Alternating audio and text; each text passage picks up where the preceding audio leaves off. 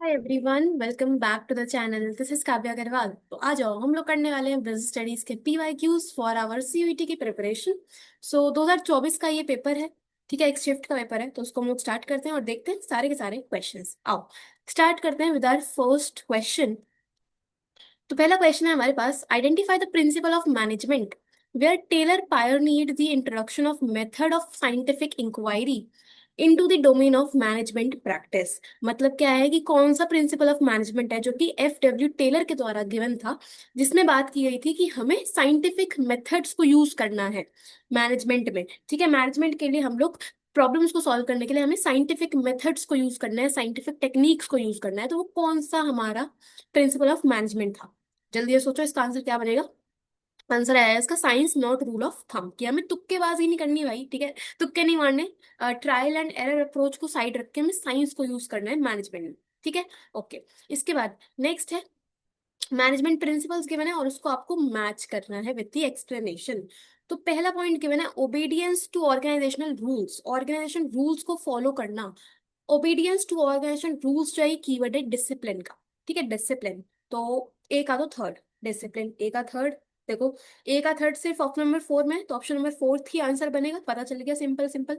बाकी भी चेक कर लेते हैं। One boss for every individual, हर एक इंडिविजुअल के लिए सिर्फ एक बॉस होना चाहिए, यानी कि बात हो रही है यूनिटी ऑफ कमांड की।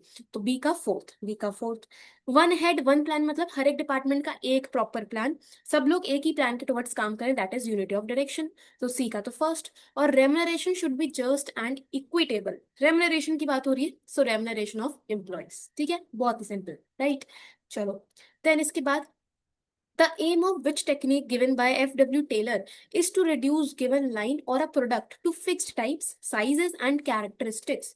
कौन सी टेक्निक थी F.W. टेलर की जिसमें हमें टाइप ऑफ प्रोडक्ट्स को या बहुत सारे एक्सेसिव प्रोडक्ट्स को रिड्यूस कर देना है, टाइप्स को, साइज को, कैरेक्टरिस्टिक्स को हमें एक तरह से लिमिटेड लेके चलना है। This is standardisation. ठीक है, स्टैंडर्डाइजेशन एंड सिंप्लीफिकेशन में इसी चीज की बात होती है, राइट, ओके। चलो, इसके बाद अगला है, अगेन मैनेजमेंट प्रिंसिपल्स हमें गिवन है, मैच करना है। तो दिया है, देखो, दिया हुआ है, employees turnover should be minimized, emphasis kindliness and justice, chain of authority and communication and promotes team spirit. तो हमें पता है टीम स्पिरिट की बात होती है एस्पिरिट डी कॉप्स में, है ना, एज अ टीम आप काम कर रहे हो, that is Spirit D cops. तो डी का तो मेरे ख्याल से थर्ड आना चाहिए। ठीक है, डी का थर्ड, देखो एक ही में ऑप्शन नंबर थर्ड में, तो आंसर ऑप्शन नंबर 3 होना चाहिए। इसके अकॉर्डिंग देखो, employees turnover should be minimised, तो ये बात होती है स्टेबिलिटी ऑफ पर्सोनेल में, कि अगर आपने एक पर्सन को हायर करा है तो एक स्पेसिफिक टाइम पीरियड के लिए उसे अपनी फर्म में रखो, जिससे एम्प्लॉय टर्नओवर कम रहेगा। ठीक है, उसके बाद हमारे पास दिया एम्फेसिस काइंडलीनेस एंड जस्टिस। तो काइंडलीनेस एंड जस्टिस की बात होती है इक्विटी के अंडर, कि सब लोगों को आप इक्वल ही ट्रीट करो, डिस्क्रिमिनेशन नहीं होना चाहिए। ओके, और फिर है आपके पास chain of authority and communication from top to bottom, एक प्रॉपर चेन में सारा का सारा कम्युनिकेशन हो, दिस इज स्केलर चेन। तो सी का फोर्थ और डी का थर्ड। ठीक है, ये हो गया आंसर, सिंपल। तो अगर आपको एक भी पता चल रहा है तो उससे आपको कहीं ना कहीं आइडिया मिल जाएगा और आपका आंसर निकल जाएगा। ठीक है जी। चलो, इसके बाद, under which dimension of business environment is online booking of air tickets included. कौन सा डायमेंशन है बिजनेस एनवायरनमेंट का जिसमें एयर टिकट्स हम ऑनलाइन बुक कर रहे हैं, वो है ऑनलाइन बुकिंग की बात हो रही है भाई। Technical dimension, technological dimension. ठीक है, इसके बाद which of the following is an example of economic environment. तो इकोनॉमिक एनवायरनमेंट में सारे के सारे वो पॉइंट्स आएंगे जो आपने इकोनॉमिक्स में पढ़े, चाहे माइक्रो हो, चाहे मैक्रो हो, चाहे इंडियन इको हो। मनी सप्लाई पहला ही पॉइंट गिवन है, मनी सप्लाई तुमने पढ़ा होगा भाई इकोनॉमिक्स में, याद है, कुछ याद आ रहा है मैक्रो में? सो मनी सप्लाई हमारा इकोनॉमिक एनवायरनमेंट का पार्ट है। ठीक है, सिंपल, ओके। इसके बाद दिया है, which of the following is a example of legal environment. तो लीगल एनवायरनमेंट में आते हैं सारे के सारे लॉ, एक्ट अगर कोई बने हैं तो वो। तो डेथ बर्थ रेशियो इसमें नहीं आएगा, प्रिवेलिंग पॉलिटिकल सिस्टम भी नहीं आएगा, public debt no, but trade union act given है, देखो एक्ट गिवन है, तो ये लीगल एनवायरनमेंट का पार्ट है, ऑप्शन नंबर सेकंड। ठीक है, which of the following does not characterise business environment. Business environment का कौन सा फीचर नहीं है? Interrelatedness is a feature of business environment, external forces भी होता है, रिलेटिविटी भी होता है, लेकिन मार्केट ओरिएंटेशन एंड प्रोडक्ट, ऐसा कोई भी फीचर हमने बिजनेस एनवायरनमेंट में नहीं पढ़ा। तो option third is the right answer. ठीक है, तो आप लोगों को सिंपल लग रहा होगा मुझे लगता है, अगर आपको ट्वेल्थ का थोड़ा बहुत भी आइडिया है। ऑफ कोर्स होगा आइडिया, तो रिजल्ट भी आने वाला है। तो आपको चीजें समझ में आ रही हूँ, ठीक है। चलो इसके बाद ये identify the correct sequence of steps under the planning function. तो प्लानिंग फंक्शन अरेंज करना है। तो प्रोसेस के देखोगे, अभी तक हमने वीडियोस करी हैं बहुत सारी। तो planning function, organising function, controlling function, इनके जो स्टेप्स हैं उन पे क्वेश्चन बन रहा है, तो आपको सारे प्रोसेस अच्छे से आने चाहिए। तो प्लानिंग में सबसे पहले हम ऑब्जेक्टिव सेट करते हैं, ठीक है, सबसे पहले ए आएगा। उसके बाद हम प्रेमिसेस डेवलप करते हैं, तो ऑप्शन सी। देन हम आइडेंटिफाई करेंगे ऑल्टरनेटिव्स को, ऑप्शन बी। और लास्ट में इवालुएट करेंगे, तो ऑप्शन डी। तो A C B D, A C B D, option number second, ठीक है। चलो इसके बाद करेक्ट सीक्वेंस बताना है सिलेक्शन प्रोसेस का। तो सिलेक्शन प्रोसेस फिर से देखो, सिलेक्शन प्रोसेस में आप सबसे पहले क्या करोगे? सिलेक्शन प्रोसेस में हम सबसे पहले सिलेक्शन टेस्ट की बात करेंगे, ठीक है, ऑप्शन सी। सिलेक्शन टेस्ट, देखो सी तो सब में से सिर्फ एक ही में आ रहा है, ऑप्शन नंबर चार आंसर बनना चाहिए। सिलेक्शन टेस्ट के बाद एम्प्लॉय का इंटरव्यू होता है, ऑप्शन नंबर बी। इसके बाद हम रेफरेंस चेकिंग करेंगे, ऑप्शन डी। और लास्ट में सिलेक्शन डिसीजन बनाएंगे, तो option A. C D B A, ठीक है। तो हर एक पेपर में प्रोसेस पे क्वेश्चन आएगा ही आएगा, और आ रहा है ना, तो इसलिए इसको प्रिपेयर ध्यान से कर लेना। It is a joint programme of training in which educational institutions and business firms cooperate. कौन सा ट्रेनिंग का प्रोग्राम है जिसमें एजुकेशनल इंस्टीट्यूशंस या फिर कॉलेजेस बिजनेस फर्म्स के संग कोऑपरेट करते हैं? बताओ कौन सा है मेथड ऑफ ट्रेनिंग। देखो वेस्टिबल तो होगा नहीं, अप्रेंटाइजशिप भी नहीं होगा, जॉब रोटेशन होता है कि आप बेसिकली एक डिपार्टमेंट से दूसरे डिपार्टमेंट लोगों को शिफ्ट कर रहे हो। इंटर्नशिप ट्रेनिंग होता है कि इंटर्नशिप ट्रेनिंग में क्या होता है, जो कॉलेज स्टूडेंट्स होते हैं वो कुछ टाइम के लिए फर्म्स में काम करते हैं, पार्ट टाइम काम करते हैं, अर्न करते हैं, लर्न करते हैं, दैट इज इंटर्नशिप ट्रेनिंग, जो कि एजुकेशन इंस्टीट्यूशंस और बिजनेस फर्म के बीच में एक बेसिकली एक सिस्टम होता है, ठीक है। अच्छा इसके बाद हमें बताना है कॉन्सेप्ट के बिना उसको मैच करना है। देखो सिलेक्शन, सिलेक्शन क्या होगा? सिलेक्शन होगा हमारे पास choosing the most appropriate candidate, है ना। आप सही कैंडिडेट को सिलेक्ट कर रहे हो, चूज कर रहे हो, दैट इज सिलेक्शन। तो ए का तो फर्स्ट आएगा, तो ऑप्शन फोर्थ तो आंसर होगा नहीं। Candidate is given an introduction to superiors, introduction दिया जा रहा है कैंडिडेट्स को, तो इंट्रोडक्शन अगर दे रहे हो तो दैट इज ओरिएंटेशन। तो बी का सेकंड, बी का सेकंड, ठीक है, तो ऑप्शन सेकंड भी आंसर नहीं हो। Learning the skills related to job, job से रिलेटेड आप स्किल सीख रहे हो, दैट इज ट्रेनिंग। तो सी का फोर्थ, सी का फोर्थ, तो option third is the right answer. And searching for prospective employees, आप लोगों को ढूंढ रहे हो, तो वो होता है रिक्रूटमेंट, तो डी का थर्ड, ठीक है, डी का थर्ड, ऑप्शन थर्ड आंसर हो गया। ओके चलो इसके बाद which of the following is a process of incitement and inducing subordinates to act in a desired manner to achieve organisational goals. कौन सा प्रोसेस है जिसमें हम सबॉर्डिनेट्स को इंसाइट कर रहे हैं, उनको इंड्यूस कर रहे हैं, उनको मोटिवेट कर रहे हैं कि वो एक तरीके से काम करें गोल्स को अचीव करने के लिए? मैंने ऑलरेडी बोल दिया मोटिवेट कर रहे हैं, तो यानी कि मोटिवेशन, ठीक है, मोटिवेशन की बात होती है, तो डायरेक्ट आपको डेफिनेशन गिवन है, ठीक है। अच्छा इसके बाद करेक्ट सीक्वेंस बताना है of needs as given by Maslow. तो मेस्लो की नीड्स को आपको अरेंज करना है। तो सबसे पहले देखो हमारे पास आता है फिजियोलॉजिकल नीड्स, है ना, बेसिक नीड्स। उसके बाद होती है सेफ्टी एंड सिक्योरिटी नीड्स, यानी कि ऑप्शन बी। देन हम बात करते हैं बिलोंगिंगनेस नीड्स की, तो ऑप्शन बी ए। इसके बाद होती है एस्टीम नीड्स, ऑप्शन डी। और लास्ट में self actualisation needs, option C. B A D C, ठीक है, B A D C, option number third, right. तो पांच ही नीड्स हैं, चार आपको गिवन है। Okay? फिर नेक्स्ट है question number 15। Dash is a process of influencing the behaviour of people by making them strive voluntarily towards achievement of organisational goals. तो कौन सा प्रोसेस है जिसमें हम लोगों के बिहेवियर को इन्फ्लुएंस करते हैं, इन्फ्लुएंस कर रहे हैं? इन्फ्लुएंस की बात जब हम करते हैं तो हम बात करते हैं लीडरशिप की, लीडरशिप, ठीक है, लीडरशिप के लिए इन्फ्लुएंस इज द कीवर्ड।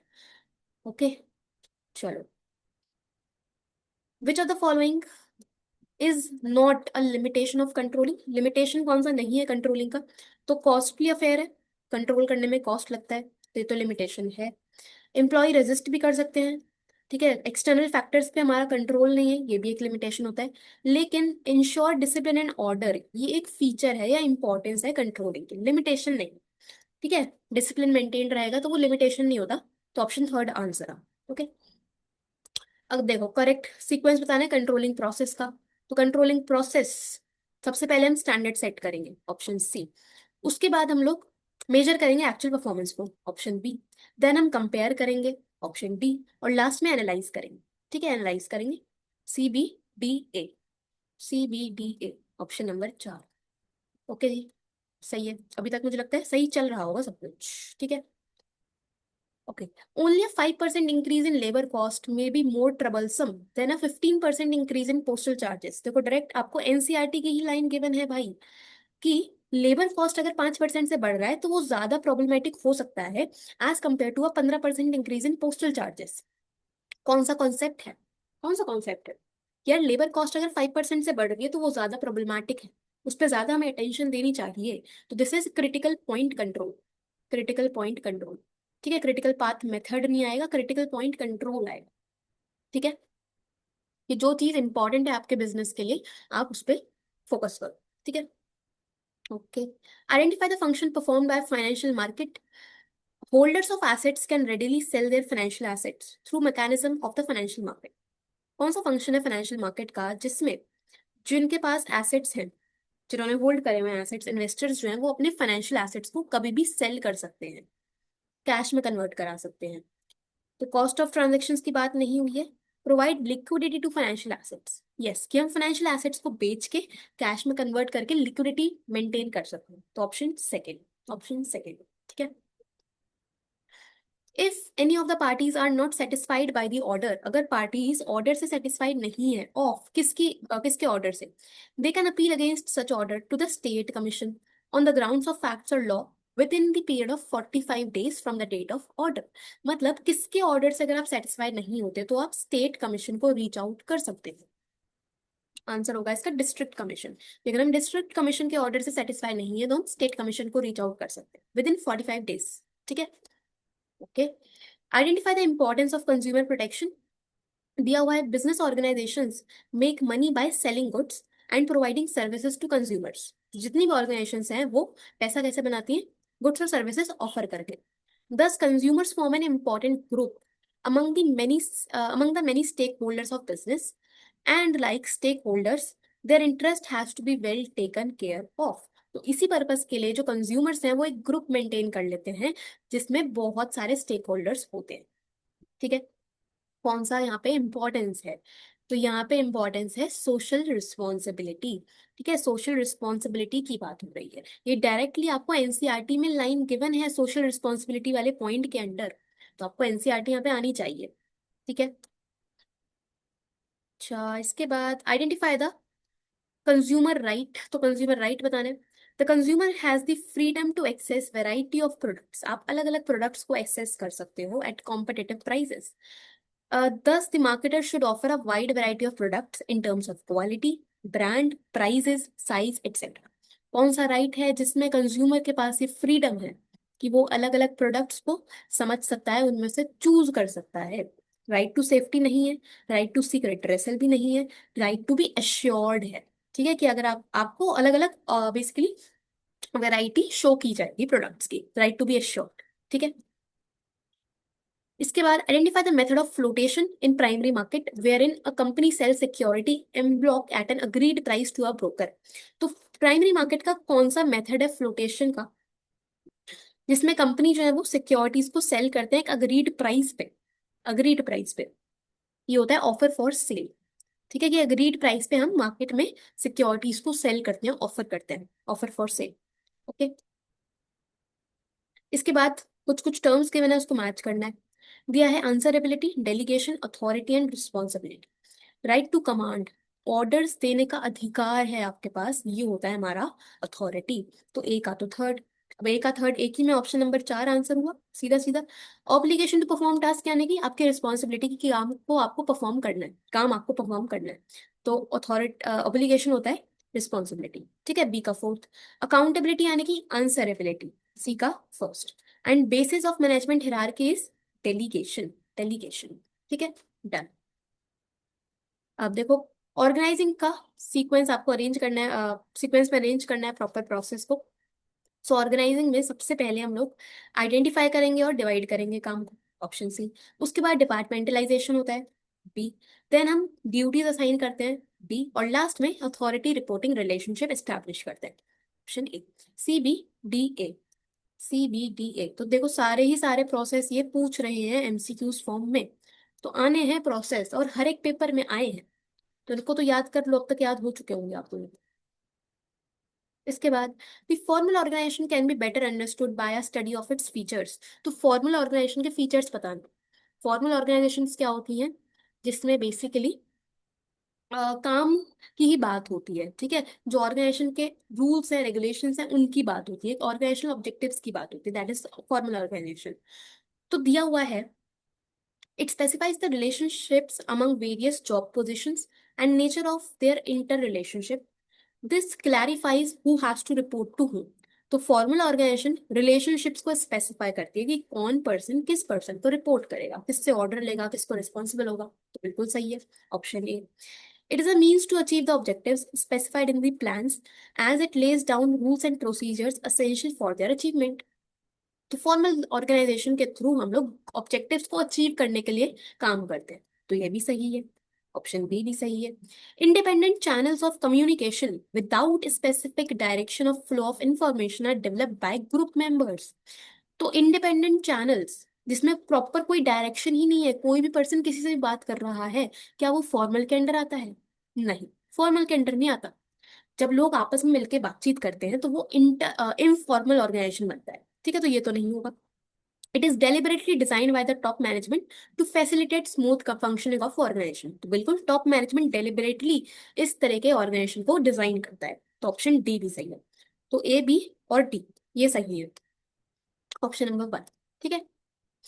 चलो, इसके बाद informal organisation offers many benefits. तो इनफॉर्मल क्या है कि जब लोग आपस में बातचीत करेंगे, गॉसिप्स होंगी, तो वहां से एक ऑर्गेनाइजेशन निकल के आता है, जैसे हम बोलते हैं इनफॉर्मल ऑर्गेनाइजेशन। उसके बहुत सारे बेनिफिट्स हैं, आपको बताने हैं। दिया हुआ है, prescribed lines of communications are not followed, thus formal organization leads to faster spread of information as well as quick feedback।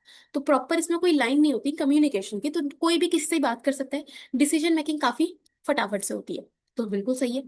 It helps to fulfil the social needs of the members, members की social needs को fulfil करने में help करता है, बिल्कुल। And allows them to find like minded people. इससे क्या होता है, जॉब सेटिस्फैक्शन एनहेंस होगी और एक बिलोंगिंगनेस की सेंस भी, बिलोंगिंगनेस इंप्रूव होगा, ठीक है। तो ये भी सही है, लोगों की सोशल नीड्स पूरी हो पाएंगी। Okay, it contributes towards fulfillment of organization objectives by compensating for inadequacies in the formal organization। कि अगर फॉर्मल ऑर्गेनाइजेशन में कुछ कुछ कमियां रही हैं तो वो इनफॉर्मल ऑर्गेनाइजेशन पूरा कर देता है। ये भी सही है, ये भी सही है, ठीक है। Unity of command is maintained through an established change of command. क्या यूनिटी ऑफ कमांड यहाँ पे फॉलो होता है अंडर इनफॉर्मल? ये एक प्रॉपर चेन में कम्युनिकेशन होगा कि एक पर्सन किसको रिपोर्ट करेगा, कौन किससे ऑर्डर लेगा, क्या ऐसा कुछ होता है क्या? नहीं होता, ठीक है। तो बस ऑप्शन ए, बी और C are the benefits, A, B और सी, ठीक है। Done। इसके बाद आपको अरेंज करने हैं steps of trading and settlement procedure. तो ट्रेडिंग प्रोसीजर फाइनेंशियल मार्केट्स का क्वेश्चन अरेंज करना है। सबसे पहले दिया, investor has to sign a broker client agreement, has to open demat account, एक ऑर्डर कंफर्मेशन स्लिप इशू होगी, और उसके बाद ब्रोकर जो है वो ऑनलाइन और कनेक्ट करेगा मेन स्टॉक एक्सचेंज के साथ। तो प्रोसेस याद रखना। सबसे पहले देखो, सब कुछ अरेंज्ड ही है इसमें, कि सबसे पहले हम ब्रोकर क्लाइंट अग्रीमेंट को साइन करते हैं, ठीक है। उसके बाद एक इन्वेस्टर का डीमैट अकाउंट ओपन होता है, देन उसको एक ऑर्डर कंफर्मेशन स्लिप इशू की जाती है, और लास्ट में ब्रोकर जो है वो ऑनलाइन जाके स्टॉक एक्सचेंज में कनेक्ट करता है। बिल्कुल अरेंज्ड है, ABCD ही इसका सीक्वेंस बनेगा, ABCD, ठीक है। ओके, इसके बाद the market where existing securities are bought and sold. कौन सी मार्केट है जिसमें एग्जिस्टिंग सिक्योरिटीज में डीलिंग किया जाता है? एग्जिस्टिंग सिक्योरिटीज ये होती है सेकेंडरी मार्केट, ठीक है। प्राइमरी मार्केट में न्यू सिक्योरिटीज में डीलिंग करते हैं, सेकेंडरी मार्केट में एग्जिस्टिंग में, ठीक है। डन। इसके बाद qualities of successful entrepreneur do not include, okay, entrepreneurship तो सिलेबस में नहीं है हमारे, तो इसको हटाओ। Identify the function perform by SEBI. तो सेबी का फंक्शन बताना है, दिया it controls insider trading, take over bids and impose penalties for such practices. कौन सा फंक्शन है जिसमें हम इनसाइडर ट्रेडिंग को कंट्रोल करते हैं और पेनल्टी इम्पोज करते हैं? ये होता है हमारा प्रोटेक्टिव फंक्शन, ठीक है। प्रोटेक्टिव, डेवलपमेंट और रेगुलेट, प्रिवेंटिव तो कोई होता ही नहीं है, तो प्रोटेक्टिव फंक्शन है, ठीक। Financial management aims at choosing the best investment and financing alternatives by focusing on their cost and benefits. Its objective is to, तो फाइनेंशियल मैनेजमेंट का ऑब्जेक्टिव पूछा है। फाइनेंशियल मैनेजमेंट का ऑब्जेक्टिव होता है कि हमें अपने शेयर होल्डर्स की वेल्थ को इंक्रीज करना है, मैक्सिमाइज करना है। ठीक है, तो पहला ही ऑप्शन दिया है, increase the share holders wealth. ठीक है, शेयर होल्डर की वेल्थ की बात होती है, वेल्थ की, कैपिटल की नहीं। ओके जी। Okay. A proper matching of funds requirements and their availability is sought to be achieved by, तो कौन सा कॉन्सेप्ट है जिसमें हम बात करते हैं कि हमें कितने फंड्स की रिक्वायरमेंट है, कब हमें रिक्वायरमेंट है, अवेलेबिलिटी। तो इस चीजों की बात होती है फाइनेंशियल प्लानिंग के अंदर। ठीक है, capital budgeting, investment decisions, financial control, ये सब नहीं होते। फाइनेंशियल प्लानिंग में हम लोग ये चीज चेक करते हैं कि हमें कितने फंड्स की रिक्वायरमेंट है और कब हमें अवेलेबल होने चाहिए फंड्स। ठीक। ओके, इसके बाद debt is dash but is more dash for a business because the payment of interest and return of principal is obligatory for the business.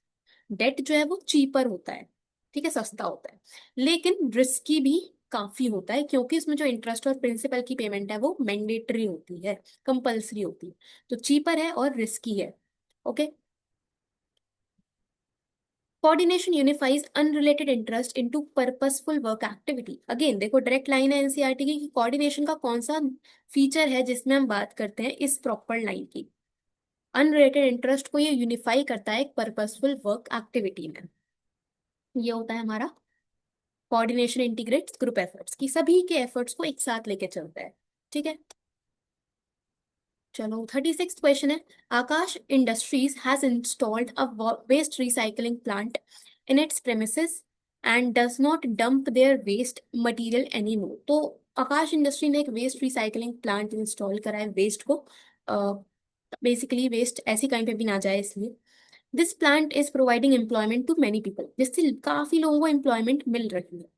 कौन सा ऑब्जेक्टिव है मैनेजमेंट का, ये हमें यहाँ पे बताना है।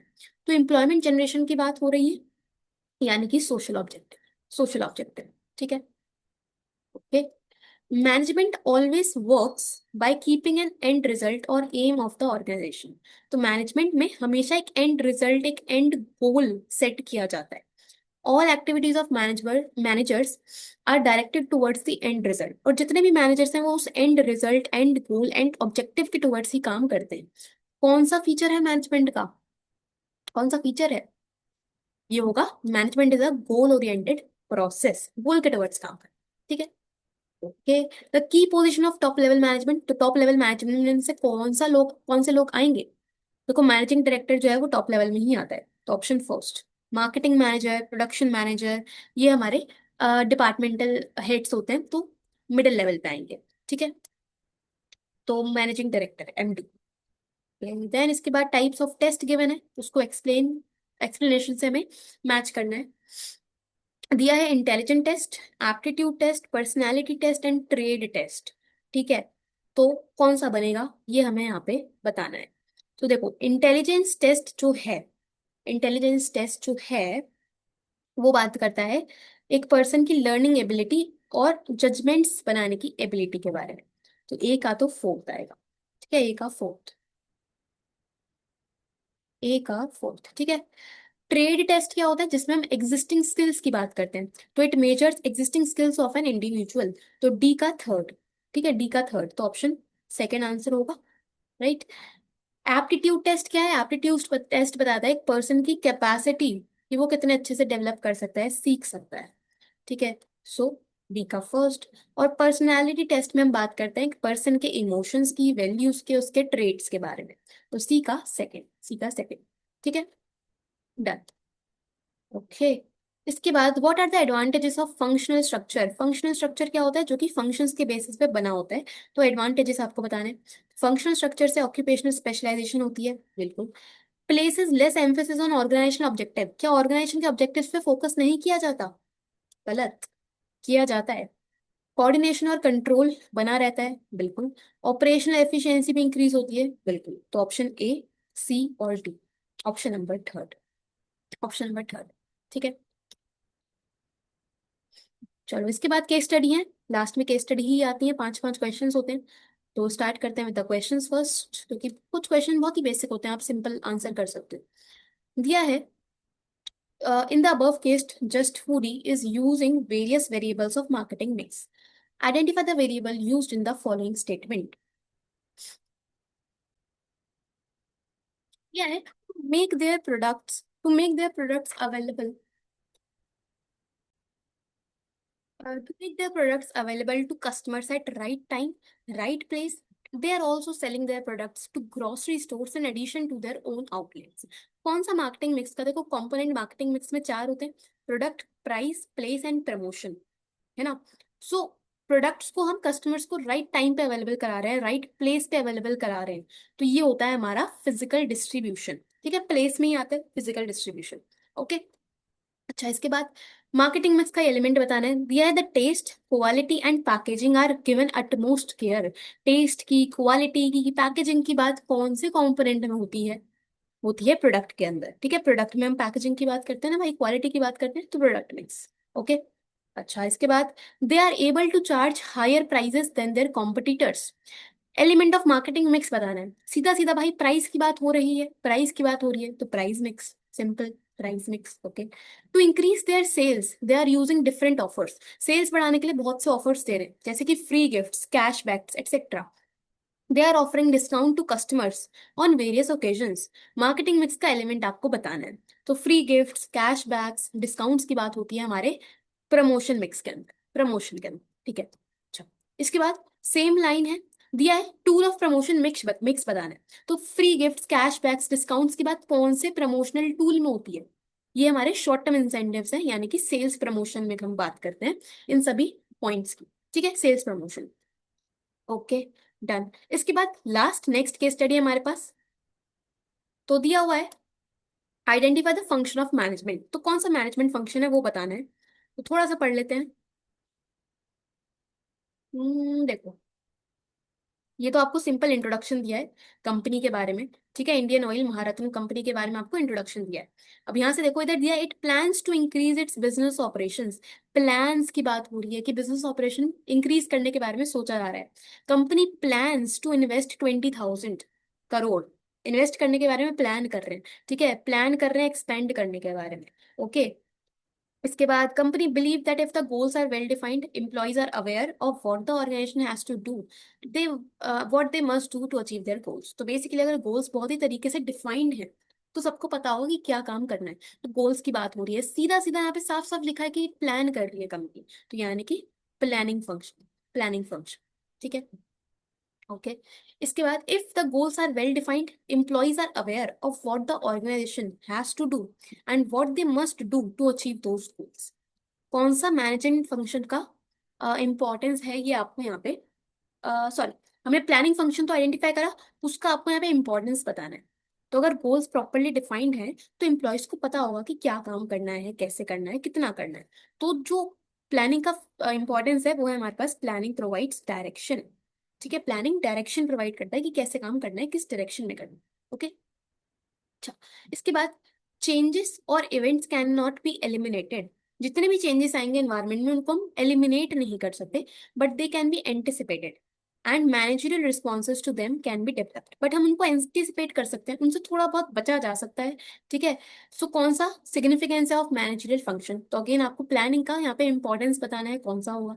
तो यहाँ पे बात हो रही है, planning reduces risk of uncertainty. Uncertainty के रिस्क को कम किया जा सकता है थ्रू प्लानिंग। Okay, done. इसके बाद अगेन आपको देखो सिग्निफिकेंस ही बताना है, policy formation serves as the basis of coordinating the activities and efforts of different divisions, departments and individuals. It helps in avoiding confusion and misunderstanding.